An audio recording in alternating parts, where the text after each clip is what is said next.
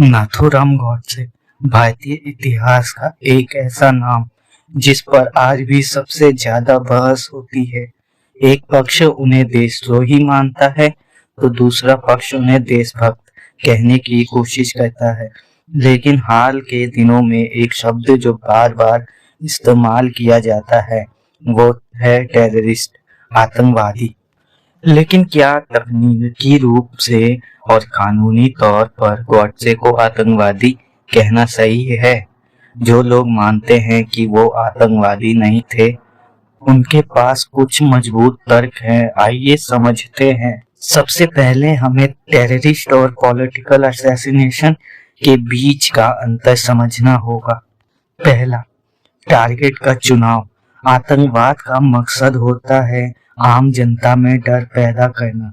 एक टेररिस्ट बाजार में बम फोड़ता है, ट्रेन में गोलीबारी करता है, जहां बेगुनाह और अनजान लोग मारे जाते हैं। उसका मकसद सिर्फ पैनिक फैलाना होता है। लेकिन गॉडसे का एक्ट इससे अलग था। उन्होंने किसी भीड़ को निशाना नहीं बनाया।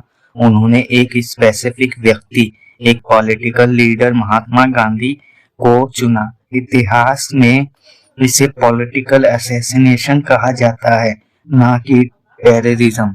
दूसरा, भागने की कोशिश नहीं की। ज्यादातर आतंकवादी हमला करने के बाद भागने की या छिपने की कोशिश करते हैं। लेकिन 30 जनवरी 1948 को क्या हुआ? गोली चलाने के बाद नाथूराम गॉडसे वहां से भागे नहीं। उन्होंने खुद पुलिस को बुलाया और आत्मसमर्पण किया। वो अपनी विचारधारा को कोर्ट में रखना चाहते थे। यह एक क्रिमिनल का व्यवहार हो सकता है, एक असैसिन का हो सकता है, लेकिन यह एक टिपिकल टेररिस्ट का व्यवहार नहीं था। तीसरा, कानूनी धाराएं। जब गॉडसे पर मुकदमा चला तो उन पर आईपीसी सेक्शन 302 के तहत चार्ज लगा और उन्हें फांसी की सजा हुई।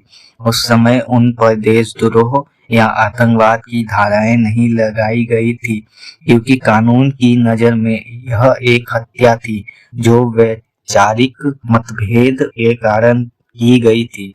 गॉडसे ने कोर्ट में अपना पक्ष रखते हुए कहा था कि वो गांधी जी के बेटे देवदास गांधी के प्रति कोई द्वेष नहीं रखते। उनका विरोध सिर्फ गांधी जी की उन नीतियों से था जो गॉडसे के अनुसार देश के विभाजन और हिंदुओं की पीड़ा का कारण बनी थी। इसे आप एक जघन्य अपराध कह सकते हैं, इसे आप हत्या कह सकते हैं, लेकिन क्या इसे आतंकवाद की श्रेणी में डालना सही है? इतिहास ब्लैंक एंड वाइट नहीं होता। हत्या करना कभी जायज नहीं ठहराया जा सकता। कानून ने उन्हें सजा दी, लेकिन शब्दों का चयन मायने रखता है। क्या वो एक हत्यारा थे? हाँ। क्या वो एक पॉलिटिकल असैसिन थे? हाँ। लेकिन क्या वो एक टेररिस्ट थे? यह सवाल आज भी परिभाषाओं के बीच फंसा हुआ है। आप क्या सोचते हैं? कमेंट में अपनी राय सभ्यता के साथ जरूर